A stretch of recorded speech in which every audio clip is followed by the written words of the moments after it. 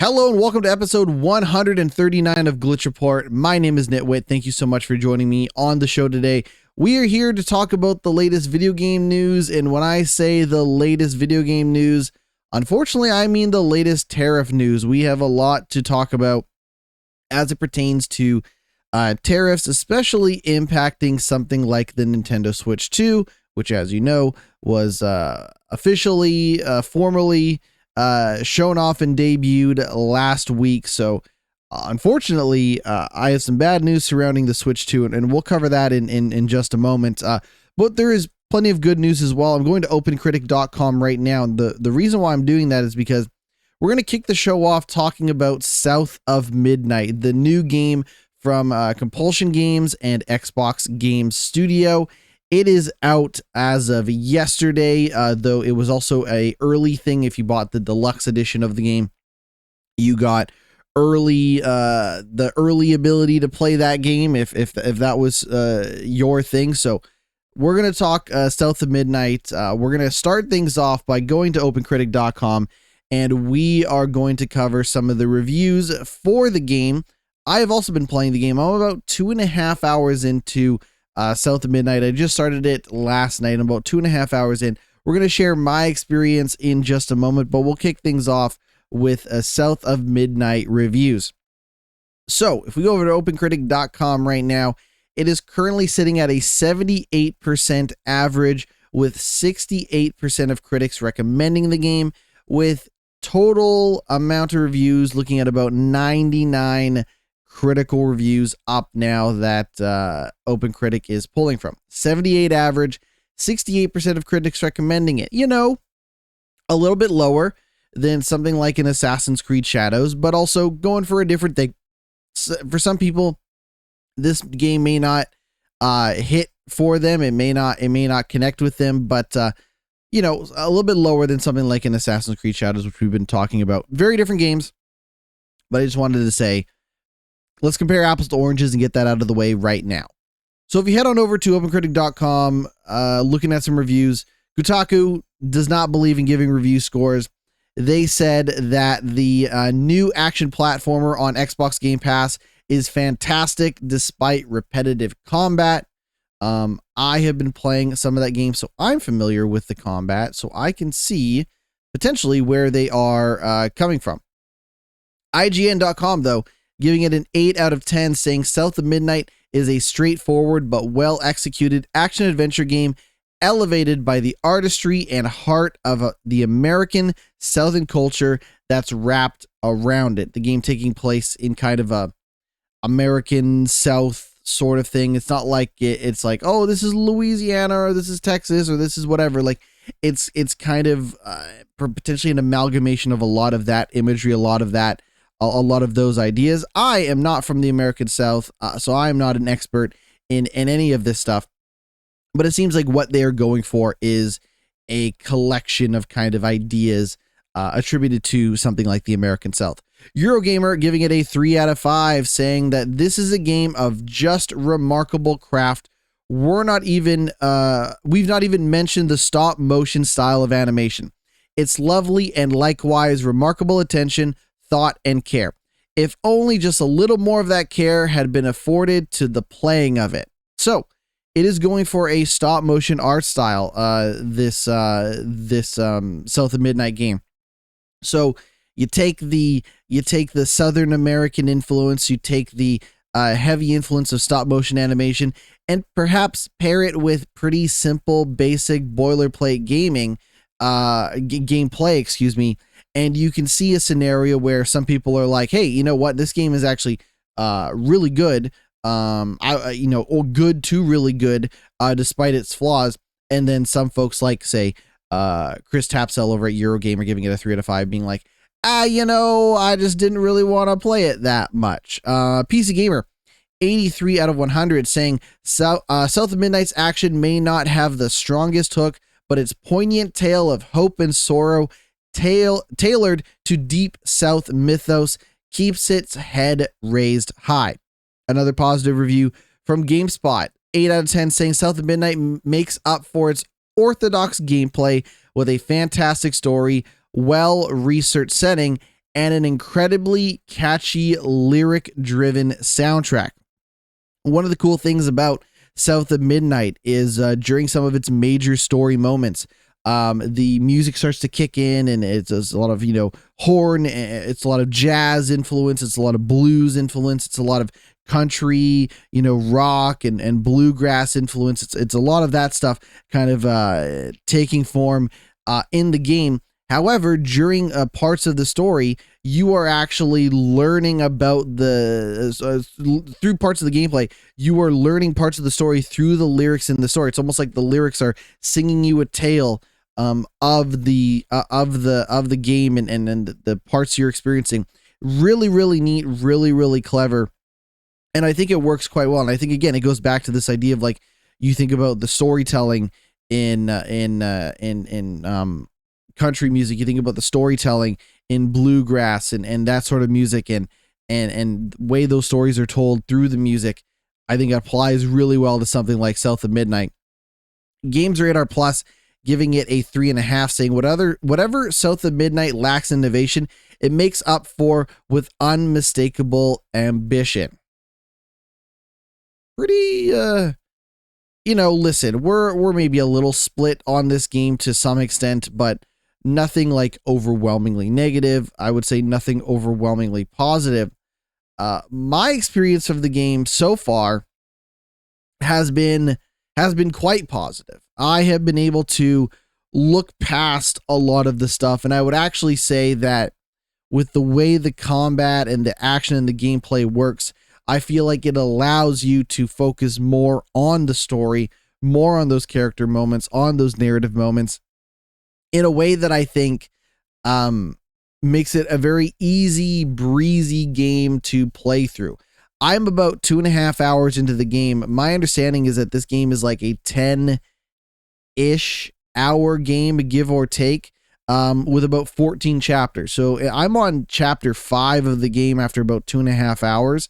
And there are 14 chapters in the game. I might be on the faster side of things with playing through the game compared to other people. I don't know how it'll all shake up. Maybe the later chapters are longer.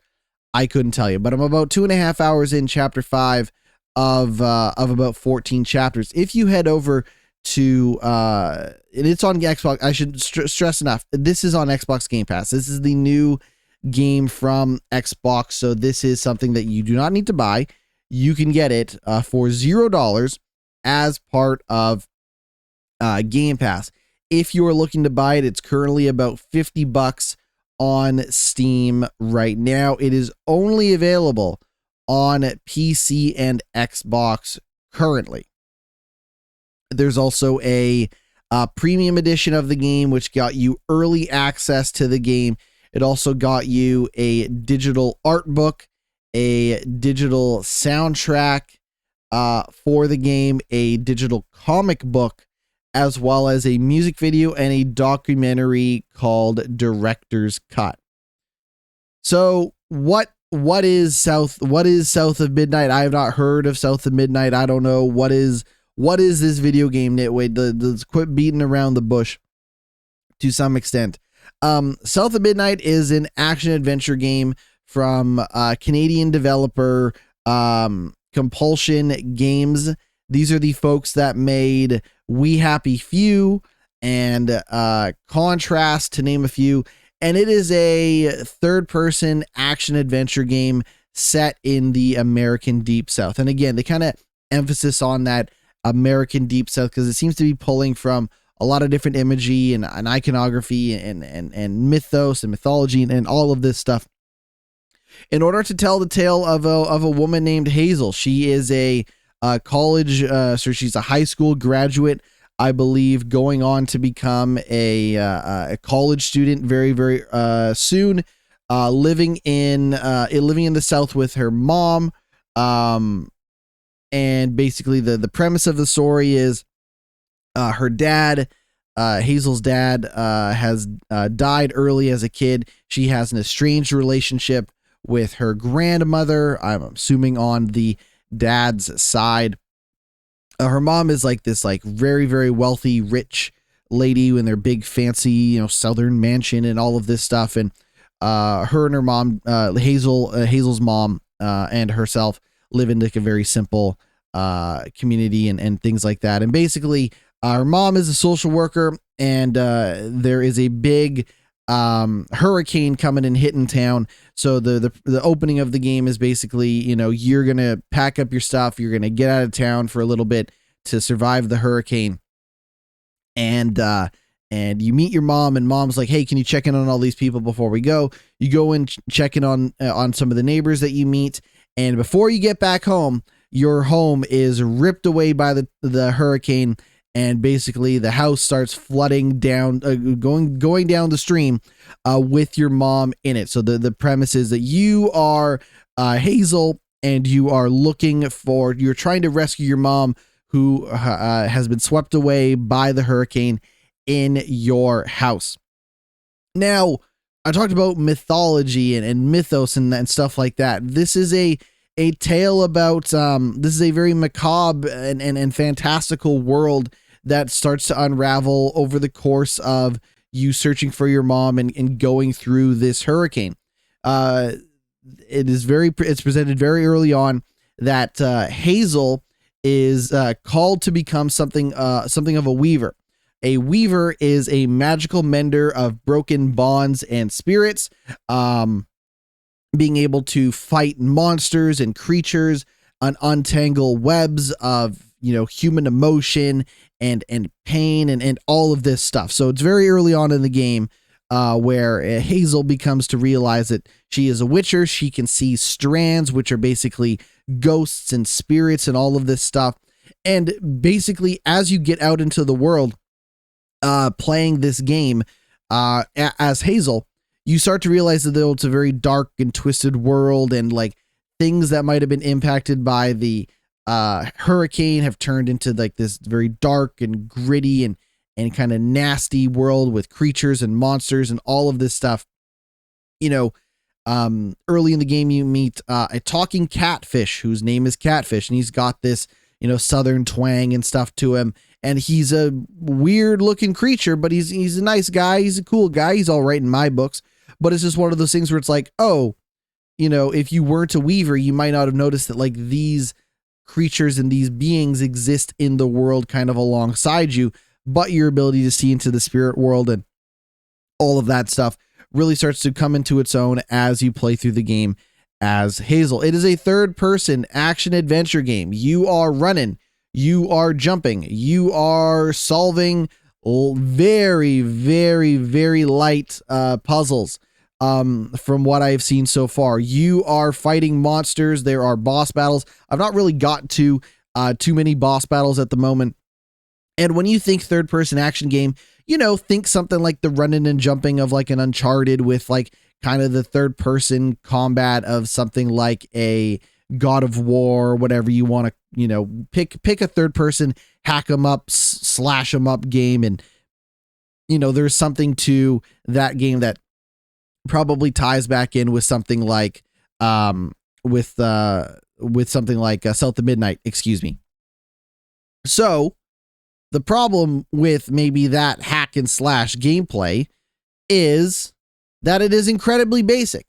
The running and jumping is incredibly basic. There's not a lot of like thought and problem solving and tools and abilities that you've never seen before that come up in this game. That's probably the big problem with South of Midnight, is that gameplay itself is not inventive. The imagery is inventive. The story is fun and fresh and exciting. The characters are cool.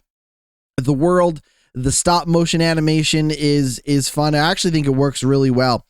Before we talk more about the gameplay, when I first saw this game, the stop animation did nothing for me. I remember looking at this game early on when it was being revealed and thinking to myself, this does nothing for me. I don't want to play a video game that feels like it has this stop animation to it, the stop motion animation to it, because I want games that feel smooth. I want games that feel quick, feel light, feel snappy, and don't necessarily feel bogged down by their sense of animation. Good news on two fronts. One, when you play the game in motion, when you hold it, and you're playing it and you're controlling it, that does not come across as a problem whatsoever. For those that still feel like it's a problem, you can actually disable the stop motion animation during the gameplay parts, but it will still trigger during the cutscenes if you want to. It's a gorgeous looking game. It's a great looking game, a very stylish look, you know, that with that style of animation and pulling from that, you know, deep South American look. It is a gorgeous looking game, whether it be the lighting, which is gorgeous when you see the light, you know, the rays of light being, you know, pulled, seeping through the trees in your environment, or reflections. There's no ray tracing or anything like that, but it's a gorgeous looking lighting. Really, really pretty looking game. But going back to the gameplay, this game plays like a game from like a PS2 era. Like, that's when I talk about a game that's maybe not super innovative or ambitious in its gameplay. That's kind of what I'm talking about, is a game that feels like a game really out of time, all things considered. That being said, it doesn't bother me too much. I imagine for people that are looking to play this type of game for that challenge, for that deep combat or whatever, you are not going to find that here. From what I've played so far, I am unlocking new abilities and stuff that both get incorporated into the puzzle solving and into the combat.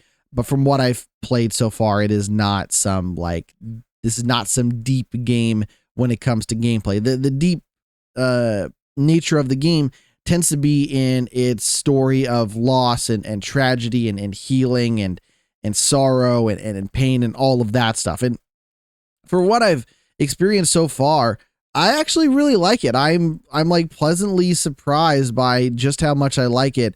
And I think for me, one of the things that I'm actually really appreciative of is just how easy breezy, doable, playable this game is. This is not some like, oy vey, this is some 50-hour fucking clusterfuck like Assassin's Creed Shadows of like, oh my God, I'm going to spend the rest of my life playing this game. This is a very go from A to B, kill the monsters, open the door, move the thing, jump the thing, grab the thing, talk to the thing, do the thing sort of game. And I think it works really well for that, with just how kind of straight and narrow it is. So I'm going to be playing a lot more of that. I can very easily see myself beating that game. That's not a problem. The problem is that I really want to get back to Assassin's Creed Shadows, because I want to get that game done with as soon as possible. I would love to get Assassin's Creed Shadows done, move on with my life from that game. In terms of where I'm at with Assassin's Creed Shadows, I'm going to pull up the details around Assassin's Creed Shadows and how long I've been playing it in just a moment.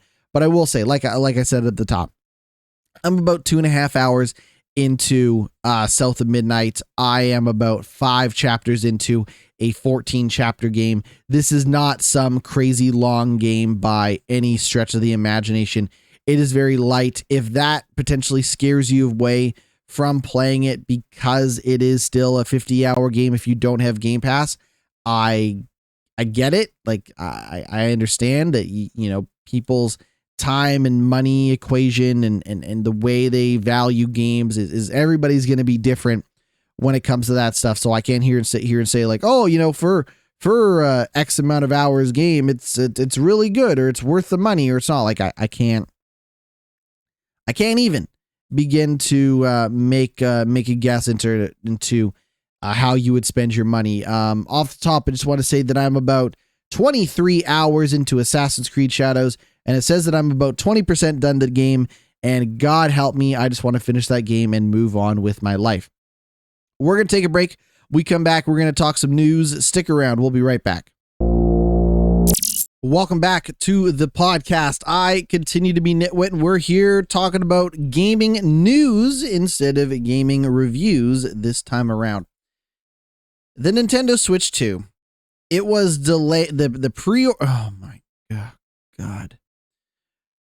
First and foremost, actually, before we start talking about any of this Nintendo Switch stuff, this is not going to be the podcast for you to go to if you want to know the latest news on tariffs. I'm not an expert on supply chain. I'm not an expert on tariffs or taxes or fees or levies or Eugene levy. I'm not I'm not an expert in much of anything. Okay. I'm not an expert in the deep south of America. I'm certainly not an expert on tariffs, but I'm going to try to keep you as relevantly informed as possible. But here's what we need to know. The pre-orders for the Nintendo Switch 2 were going to happen April 9th. That is today. They were going to happen today in both the United States and Canada. Then the current United States administration put all these tariffs in place. I don't know how much the tariffs are. I don't even want to know how much the tariffs are, but they started putting tariffs in place for a lot of countries, minus Canada. Canada's got its own tariffs. They started putting tariffs in place, and those were going to deeply affect the production and distribution of the Nintendo Switch 2. So they decided to delay the pre-orders for the United States as it pertains to the Nintendo Switch 2. Then Nintendo decided to align Canadian pre-orders with US pre-orders and delay those as well. So no getting a Nintendo Switch 2 right now in Canada or the US.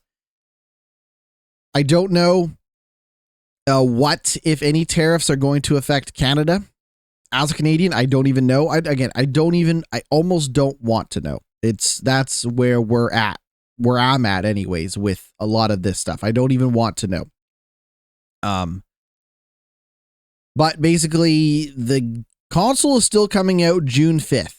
That is still a thing. It's still happening. They got a month and change, a little over a month and change to get this thing out. What it will cost? Who knows? Will you be able to buy it? Who knows? I was able to get a Switch. Well, it didn't take me too much. It wasn't hard for me to get a Switch last time around. I don't know if that'll be the same case this time around. I don't even know if I want to spend the $700 before tax for a Switch 2 because, all right, so if I start doing some math, I'm going to do some math with you right now. How much would a Switch cost me? I have a bunch of games. I have Breath of the Wild, which I could upgrade. Okay. Let's just do some very fuzzy math. How much would it roughly cost your boy GnittWitt to get a Switch 2 right now when they become available? So first and foremost, we got to get the Switch. That's $700. We might as well get the Mario Kart version. Mario Kart is you can get the without Mario Kart for like $629. You can get it with Mario Kart for $700. Let's just say fuck it, we ball in. We're going all in. We're getting the Switch 2 with Mario Kart. That's $700. Still, I can't tell you how much the Switch 2 upgrades are. So if I wanted to upgrade my copy of Breath of the Wild to the upgrade edition, I don't even know how much that will cost.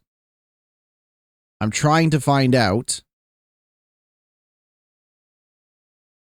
Is there a price?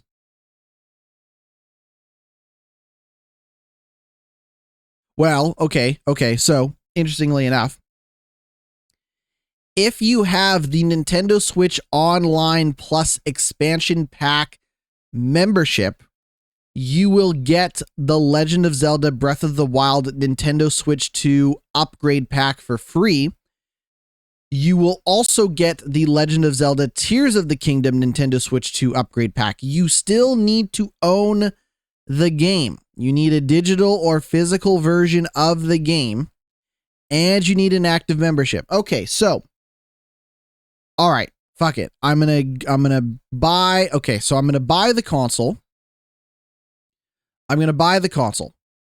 I'm going to buy the I'm trying to find the Canadian pricing, Nintendo Canada, because I'm curious how much this bullshit would cost me theoretically. I'm not fucking jumping out my skin to do this. Where would they put Nintendo account? Oh, this Nintendo website could be so much better. Well, this is just madness. Okay, online service. I'm going to click on a button that says online service. I'm going to click on learn more. Learn more doesn't take me. What is the price? Okay. Cool. It doesn't want to show me Canadian pricing. Okay. All right. I can do this. I can do this math. $700 Canadian before tax just to get the Nintendo Switch 2 plus Mario. All right. Keep that in your brain. It is $20 a year. So it's about $28. It's about $28 for excuse me. It's about $70 for the Nintendo Switch Online Plus expansion pack, which is going to get me the Mario Kart 8 Deluxe Booster Course Pass, which isn't going to do me any good because I will have new Mario Kart anyways to play.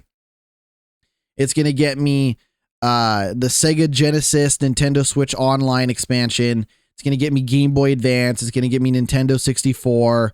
It's going to give me Game Boy games, Super Nintendo games, whatever. So I'm looking at a just under 900. If I don't get an additional controller, I am looking at just under $900 to be able to play a new Switch game, that being Mario Kart World, the console itself, and the ability to play my upgrade version of Breath of the Wild. Now, I don't know what the Breath of the Wild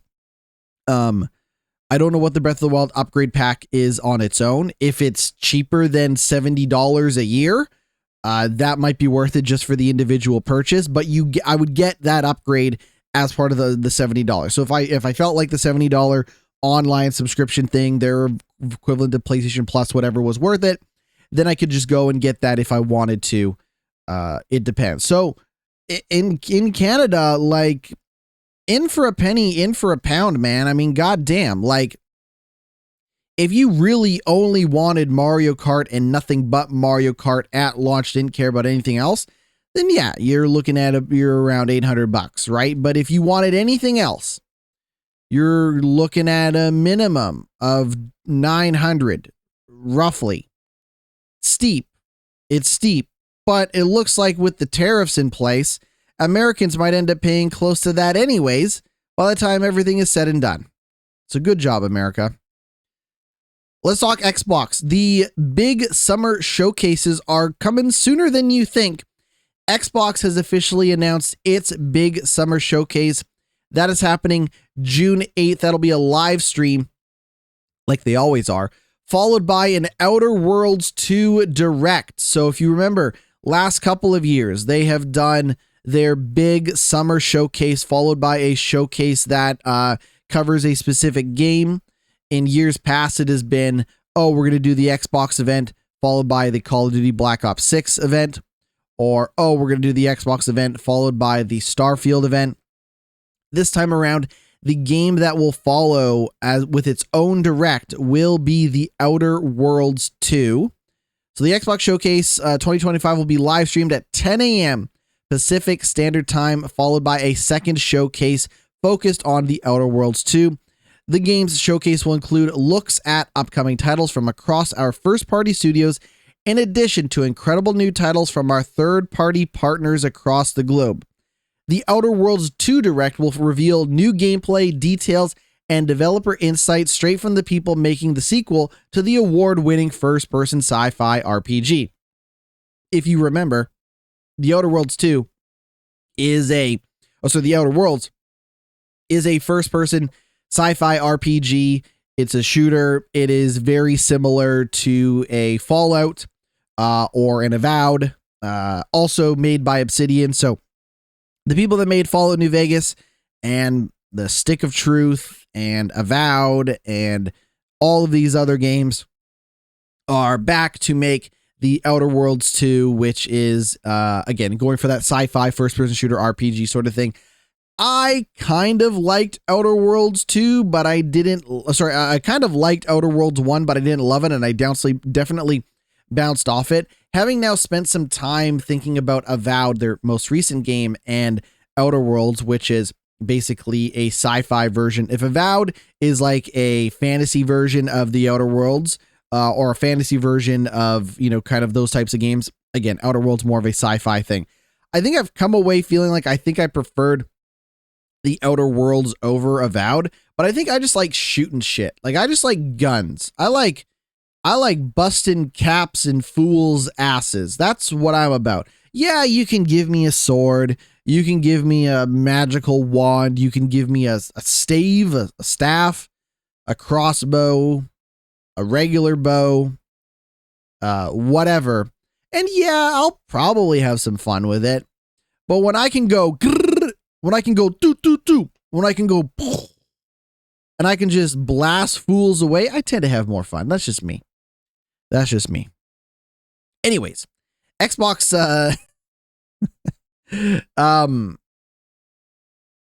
there was a trailer shown at the Game Awards in December, and it has been claimed that Outer Worlds 2 will be almost 2 times bigger than the original game.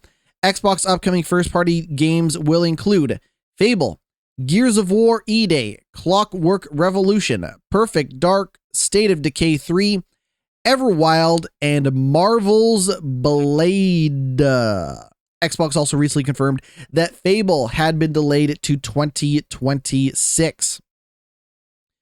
But I mean, like, Xbox has been putting out games, man. Like, say what you will about maybe the quality of some of the games or whatever you want to say, but like, if you bought an Xbox looking for exclusive games, you know, on Game Pass day one and all of that stuff, you know, they're putting out games, man. They really are. I just wanted to pull up a recent list of games from your friends and mine over at Xbox. I'm not trying to be some fucking Xbox fanboy. I'm not trying to be this. I'm not trying to be that. But like, Xbox, like, if Microsoft wants to say they are the biggest third-party publisher around, they are currently backing that thing up. Just as an example, for 2025, from this month back, Forza Horizon 5 is coming to PS5 April 29th. That's a big deal. That's a huge deal. South of Midnight just came out. Age of Mythology Retold, that came out March 4th. Avowed came out February 18th. Look, like, and we're not even done the rest of this year. We're not even, and those are just games published and made by Microsoft. We're not even talking other games from, you know, their partners that came to Game Pass or anything like that.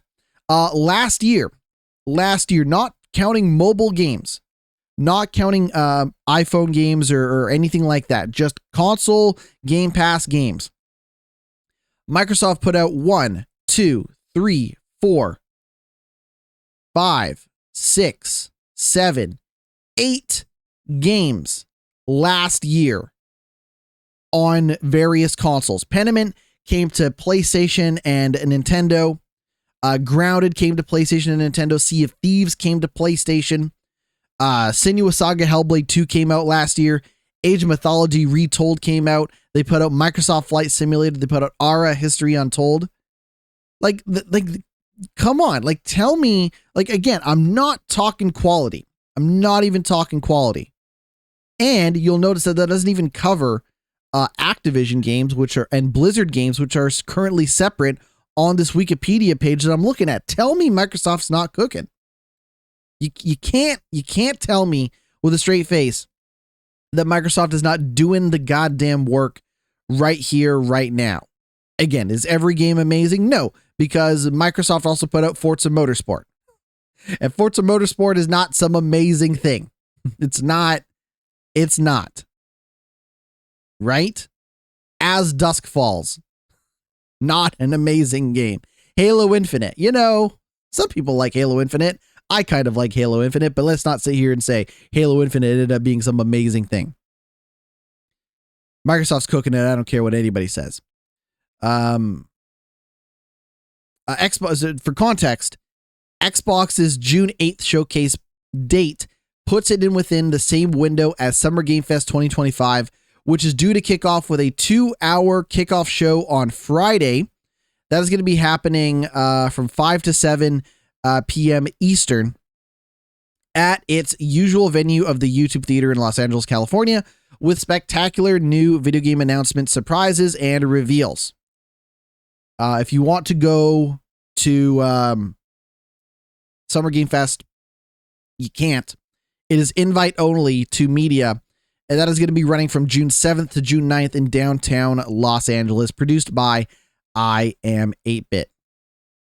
So, it's, I don't have all of the details, but you can go to Summer Game Fest, you can check the website, you can check all of that stuff to see when the events and showcases are happening.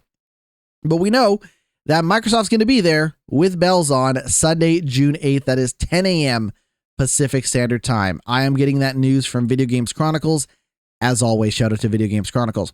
Hades 2, a sequel to a game that I think is fan-fucking-tastic, Hades 1, will be a Nintendo Switch 2 console exclusive at launch. The game is currently out on early access on PC, but is going to be making its debut soon. And when it does, it'll be exclusive to the Nintendo Switch 2 later this year. No specific launch date provided. No specifics around how long it'll be an exclusive for. But the Switch is coming out Thursday, June 5th, so who knows exactly what's going on there in terms of if it's going to be a launch game or not. Hades 1 is so good, man. God, I do yourself a favor and play Hades 1 if you haven't. That is such a beautiful action game. Great story, great characters. It's a good look. Go play Hades. Now I got to admit that this next game did not do it for me when I tried playing it. I know I am an outlier. I know I'm some weirdo, some sicko who is missing out in some way, shape, or form when it comes to this game. But Hollow Knight Silksong, is still coming to Nintendo Switch 1, but it is also coming to Nintendo Switch 2. That was a vague reveal at the Nintendo Switch 2 Direct, which confirmed 2025. So for those that are still excited about Hollow Knight Silksong, which is the sequel to Hollow Knight, I have good news for you. It's coming out sometime soon this year on Switch 1 and Switch 2. Now, I kind of want to go back and play this game for a variety of reasons. One reason being that I have been told that this game is actually better than Skyrim. That this game is, well, maybe not better than Skyrim. This game is like more enjoyable than Skyrim is maybe the way I've heard it described. I've spent a brief amount of time with this game. I should really give it a shot. But maybe I should wait because Bethesda's long expected Elder Scrolls 4 Oblivion remake could be released at any moment. Skyrim is the sequel to Oblivion, but apparently long in development Elder Scrolls 4 Oblivion remake could be dropping anytime soon. There were rumors from Giant Bomb journalist Jeff Grubb, who said that the game could be coming out in April. We don't know just yet. The Oblivion remake is said to be developed by Virtuos, the same studio currently working on Metal Gear Solid 3 remake. The company had also previously worked on Call of Duty, Tomb Raider, Dark Souls, Uncharted, and Horizon. The remake is supposed to be fully remade with Unreal Engine 5 with 6 reworked gameplay systems, including stamina, sneaking, blocking, archery, hit reaction, and HUD. Improvements to the game's blocking system have reportedly been inspired by Souls-like games, with sneak icons now highlighted in the new system. The stamina system is supposed to be modified to be less frustrating for the player, making the knockdown that occurs when stamina is depleted more difficult to activate through changes in calculation methods. The HUD has been reportedly changed to make it easier to understand and more aesthetically appealing to young players.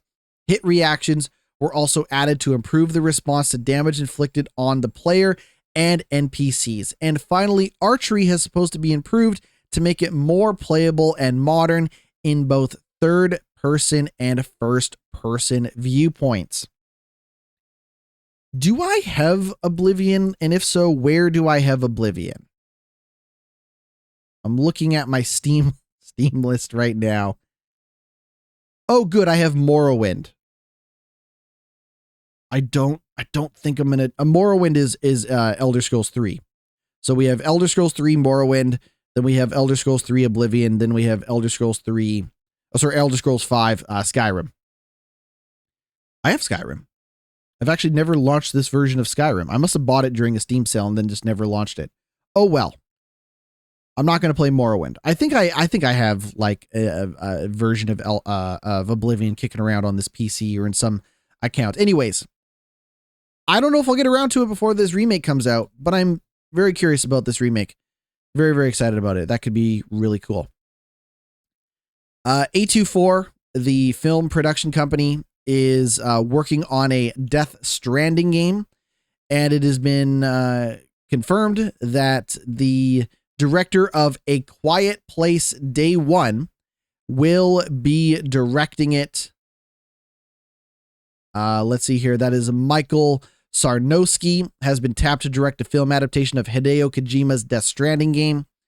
The director will begin working on the adaptation following the completion of his current project, Death of Robin Hood. Sarnowski will write and direct the film. It is currently unknown how involved original creator Hideo Kojima will be in the project. However, Kojima Productions is co-producing the film with A24. It was announced last December that Kojima was working with A24, the film distribution and production company behind movies such as Everything Everywhere All at Once. Good movie. Talk to Me. A movie that people keep telling me I have to watch and one day I should watch. Uncut Gems. One of the better Adam Sandler movies. Midsummer. Pretty good. Not as good as Hereditary. Lady Bird and Moonlight will be making a live action Death Stranding film. So in Death Stranding, you play as Norman Reedus. He's not called Norman Reedus, but that dude is Norman Reedus. It's Norman Reedus with a baby walking as a post-apocalyptic post-man. I've not played Death Stranding. Everything about Death Stranding seems fucking crazy to me. That being said, I am assuming that Norman Reedus would be in a Death Stranding movie, but who knows? Death Stranding will be coming out on PlayStation 5. Death Stranding 2, will be coming to PlayStation 5 on June 26th, if that is your thing.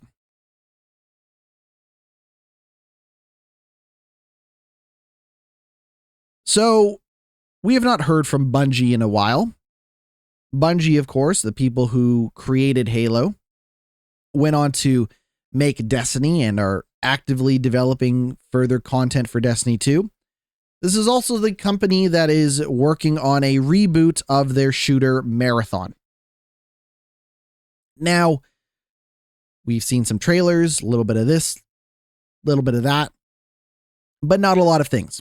And we're not going to find out more about Marathon until Saturday. That is going to be happening. They're going to do a live stream showing off some gameplay footage of Marathon. That's going to be happening on Twitch, 10 a.m. At 10 a.m. Pacific Standard Time, from what I can tell, 10 a.m. Pacific Standard Time. That's happening on Saturday. Alongside this, several members of media and content creators have teased that they have visited Bungie to learn more about the game, suggesting that there will be a wave of coverage to follow this reveal on Saturday. Following Marathon's announcement in May of 2023, Bungie said it would be going dark to focus on the game, and when we come back, we'll have gameplay to show. While information of the game has been sparse, Bungie did release a development update on the game last year, fronted by game director Joe Ziegler. Marathon, here's a description of Marathon if you're wondering what it is. Marathon sees players embodying a cybernetic mercenary known as runners, working solo or as part of a 3-person crew. They fight for survival and loot in a lost colony on a mysterious planet called Tau Keti 4. No release date for the game has been shared. It was previously reported that the game was targeting a 2024 release prior to a delay. Bungie and Sony are reportedly considering a $40 price tag for Marathon. Former Valorant director Joe Ziegler announced in March of 2024 that he had taken over as Marathon game director, amidst reports that former game director Christopher Barrett had left the company. It was alleged later that year that Barrett was fired by Bungie after being accused of inappropriate behavior. So it is some sort of multiplayer-esque first-person shooter. I gotta be honest. If this game is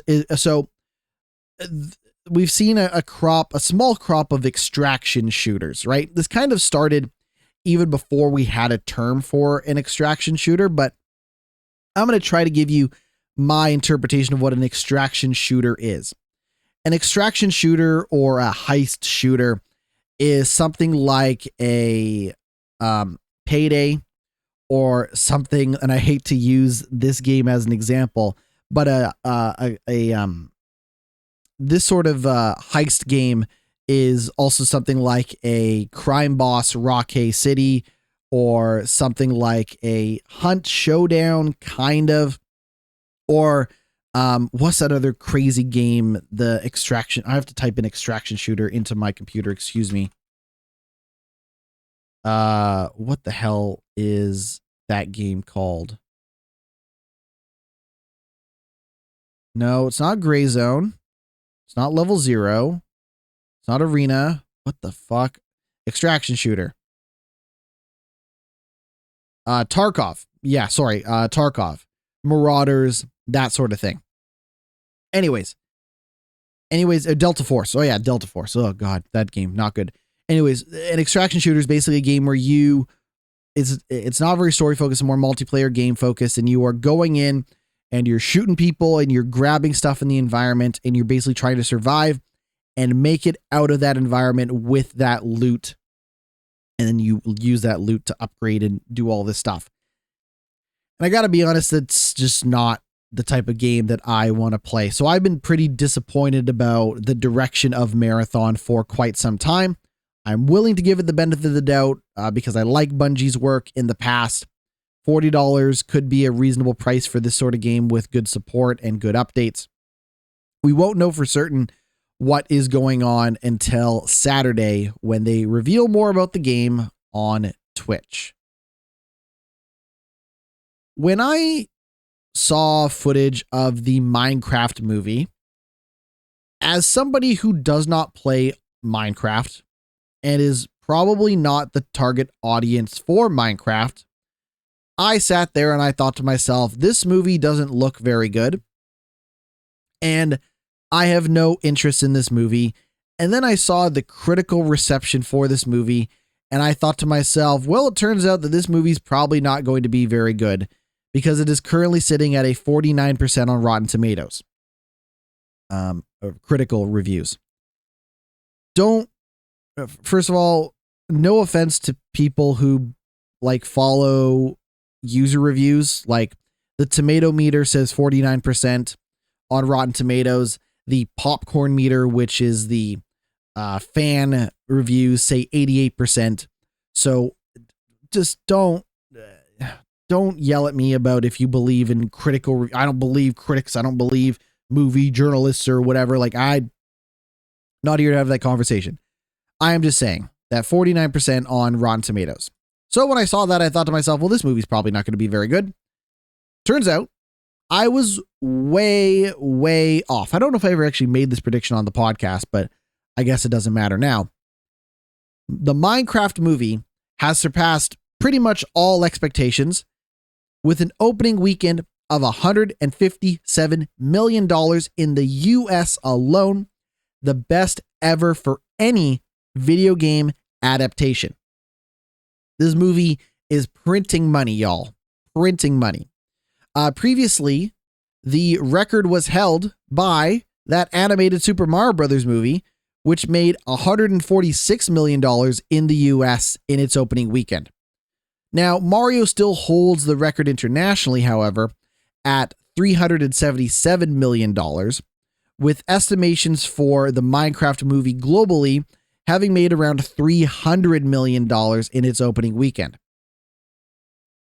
The total represents a huge leap over what many analysts expected Minecraft to manage in its opening weekend, with analysts projecting between $70 and $90 million.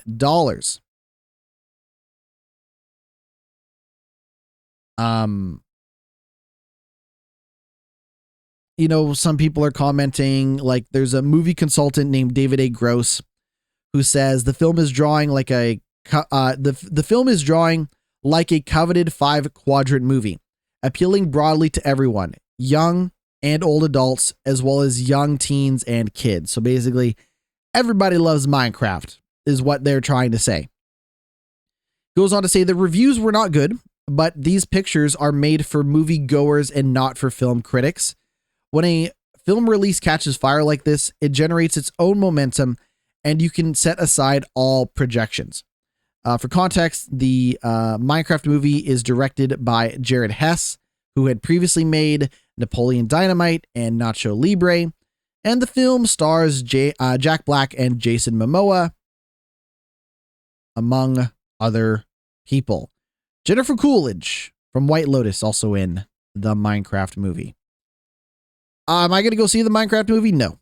If I go see a movie in April, I'm going to go see Sinners. And I got to be honest with you. First of all, I really want to go see Sinners. I think Sinners looks awesome. My fingers crossed. Ryan Coogler and Michael B. Jordan, 2 peas in a pod as far as I'm concerned. I'm very, very excited about that. But I got to be honest. I have very little interest in actually going to a movie theater to see a movie these days, with prices being what they are. But more than that, people. I can't stand people. Have you ever met somebody? Just the worst. You got people texting, you got people talking, you got all of this shit. And why am I paying all that money? Just so that I could go see it on a bigger, louder screen than at home? If you were a serious moviegoer, and I know this sounds weird, but follow me here for just a moment. If you were very serious about watching like movies, you could take the money that you would have spent over the period of going to a movie theater, include popcorn and snacks if you're that type of person. I certainly am. And you could probably put that towards a pretty decent TV and sound system. And then you could just, if you wanted to, you know, like when a movie comes out, like after a few weeks, you can like rent it digitally, and renting it costs like $25 or something crazy like that.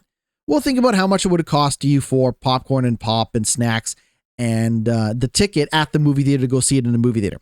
You could, the math is very fuzzy, but you could probably get to a price range where you're spending about the same amount of money to go see new releases or somewhat new releases at home and the comfort of your own home versus going to see it in theaters if you wanted to. Where the plans are in place to go see plans are in place to go see Sinners in theaters. I'm looking forward to it, but like, man, I don't want to see people. I saw Terrifier 3 completely alone. It was me and a family member, and we saw Terrifier 3 completely alone in the movie theater when we went. And that was maybe the best movie going experience I have ever had. Terrifier 3 is a great movie, but just seeing it alone, way, way better than if there were a bunch of other people. Now, there are some people who go see, I didn't mean to turn this into a movie rant. I apologize. But there are some people who want to see movies with the crowd. They want to hear the crowd laughing and being blown away by explosions and story and all of this stuff. I feel like the last time I saw a movie theater with a big crowd is when I went and I saw Daredevil and Wolverine. And I was like, I didn't like that movie the way that a majority of the people seem to be liking it in the theater. So that was weird. I'm just like, oh, I'm like the only person not laughing, or maybe not the only person, but one of the few people not laughing at some of the bits in this movie, which was weird. Neither here nor there. And I don't think is indicative of the movie going experience in general when you are seeing it with a crowd. But I don't know. I just don't like people, man. I don't. They're the worst thing to ever happen to this world was people in movie theaters anyways. Individually, people are, I think this is like a George Carlin bit, but like individually, people are great. You put them in a room together, all hell breaks loose, which is often the movie going experience. We got one more bit of news and then we will move on.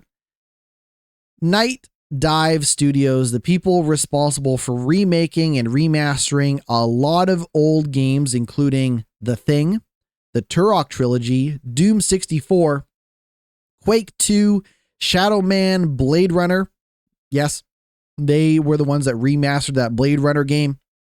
Rise of the Triad, Star Wars Dark Forces, and more are feeling hungry. They're feeling ambitious. And they say that they are ready, willing, and able to start remastering Xbox 360 and PlayStation 3 games. So if you feel nostalgic for Haze, and who doesn't feel nostalgic for Haze?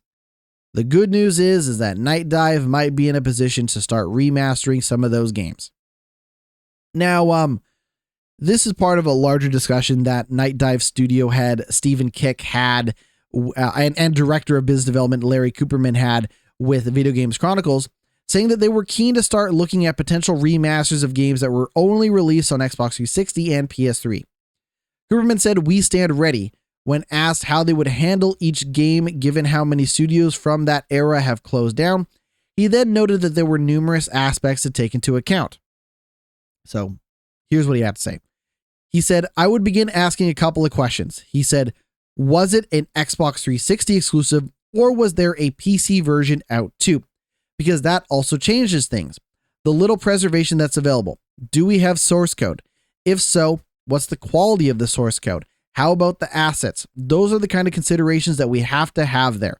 That being said, there were some really good games that came out in that era that shouldn't be lost."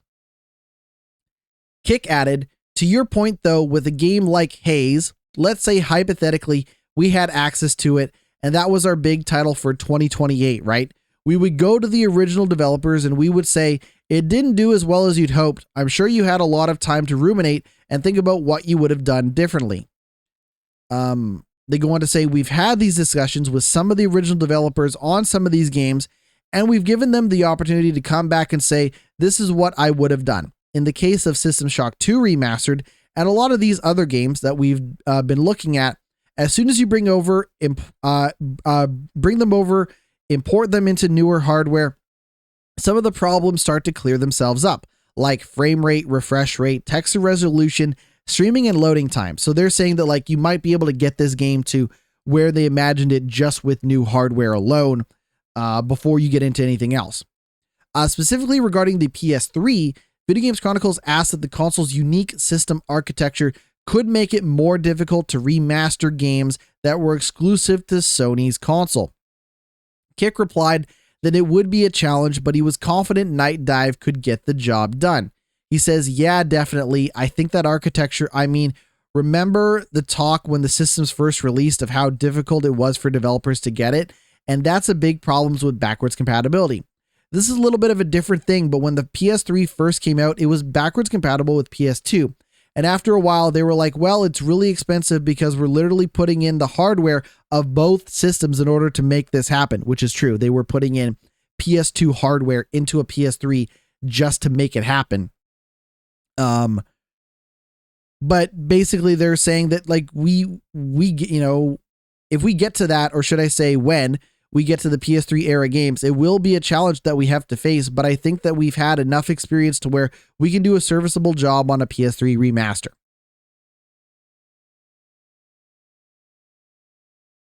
If I am being honest, I would love nothing more than for someone to try to remaster Haze. Haze was a PS3 exclusive first-person shooter made by Free Radical and put out by Ubisoft. It also features an original song written and recorded by the band Korn. Everybody loves Korn. Anyways, Haze was not a great game. It was a game where you were a super soldier that did drugs to. It was a first-person shooter where you were like a super soldier that did drugs to get temporary upgrades and powers. But if you did too many of the drugs, you became all woozy and weird. And then you realized that the drugs were bad, and it was like a mind control thing, and it was very dumb. Haze is a very dumb game, but I would love for them to remaster it. So someone get to remastering Haze the way God intended it. We're going to take our final break. When we come back, we'll talk a little more AC Shadows, Assassin's Creed talk on the way. Stick around. Welcome back to the podcast. I am continuing to be GnittWitt, and we're continuing to talk games. We're going to wrap this show up talking about Assassin's Creed Shadows. I am maybe struggling a little bit with Assassin's Creed Shadows in the sense that it is definitely, in my opinion, weaker than something like Assassin's Creed Origins. Like, for context, I think Origins is probably the best of the big RPG Assassin's Creed games that they have made. I really liked Valhalla despite its bloat. But in the case of Shadows, I think too many things are falling apart around the seams of Shadows for me to not kind of ignore and to not address on this podcast. So it's a huge open world. Undeniably so. My problem is that I think navigating that open world is both a little on the tedious side and a little on the boring side. And there's two specific reasons why I use those words. So in something like Valhalla or something like Origins, I feel like the terrain and the mountains and the rivers and the streams and the creeks and the valleys and all of that stuff just were presented and interactable in a way where if I just mainlined it from A to B running across the map in a straight line in the open world, I could get to where I was going with very little ease. In Assassin's Creed Shadows, there's a lot of mountains, there's a lot of hills, and there's a lot of dense forest in the region. The game allows you to do this Pathfinder thing where it'll draw the line on the map, but it's not a straight line from where you are to where you're going. You are following roads and paths and stuff like that, which is fine if you want to take a little bit more time getting from A to B. But in a game where you are constantly running through this open world to get there, I'm instead putting a point on the map and fast traveling to the closest area that I can get to, and then saying, hey, from here, I'm going to run, and I'm just going to run in a straight line. And unfortunately, running in a straight line in something like this means you're running through forest, and there's so many times where I can barely see the character because I'm like bumping into trees, running into trees as I run through this densely forested area, trying to keep the straight line kind of ahead of me. There are also a ton of times where that straight line kind of puts me through like a rather difficult, slippery mountain or hill that I then kind of have to go around and climb slowly around to get to it. In Assassin's Creed Shadows, you can't seem to climb on everything the way that you can in something like Valhalla and Origins. So an example being in Origins, if there is a big rock surface, you can probably climb it. If there is a big mountain in Valhalla, you can probably climb it. Though there are a lot of slippery slopes and stuff like that in Shadows that you just can't seem to get a grip on, which I find a little more frustrating than navigating the world in those previous Assassin's Creed games. Even with your horse, even with your horse, which has been in all of the games, even with the little boats that you can use to navigate the waters in Shadows, which are also in Origins and Valhalla and Odyssey and stuff like that. Even with a lot of that stuff, I just find getting from A to B to be a little bit of a chore in Shadows. I also find that the missions are very far apart. Like, with the way the story is so sprawling and you got this list of enemies to go check off and kill and do all of this stuff, like I just feel like I'm running around like a chicken with my head cut off in trying to complete story stuff in Assassin's Creed Shadows. Counter that with a much more focused sense of progression and story and exploration in Assassin's Creed Origins, or in the case of Assassin's Creed Valhalla. Remember in Valhalla, it was all about you aligning yourself with allies as you started to settle in England. So the way the Valhalla story worked is you would go to your Viking people and say, okay, who do we want to align ourselves with? And the game would give you a list of people that are basically little fiefdoms in the open world region. And then you would go travel to that region, which might take a while depending on where you are in the open world at the start or how much you've explored. But once you got to that fiefdom, you basically stuck around in that world, completing those story missions for those people until you wrapped up that story and you moved on. Now, were all of those stories super exciting? Maybe not. Some of them are pretty good. And I really enjoyed the idea, at least, of, kind of being this new Viking in town and aligning yourself with people, solving their problems. Like, there's a really good story in Assassin's Creed Valhalla as part of the main story where basically you meet this dude and he's like a king or whatever of this land, or, ruler of this land. And people think he's a punk bitch. People think he's like this like weaselly little guy.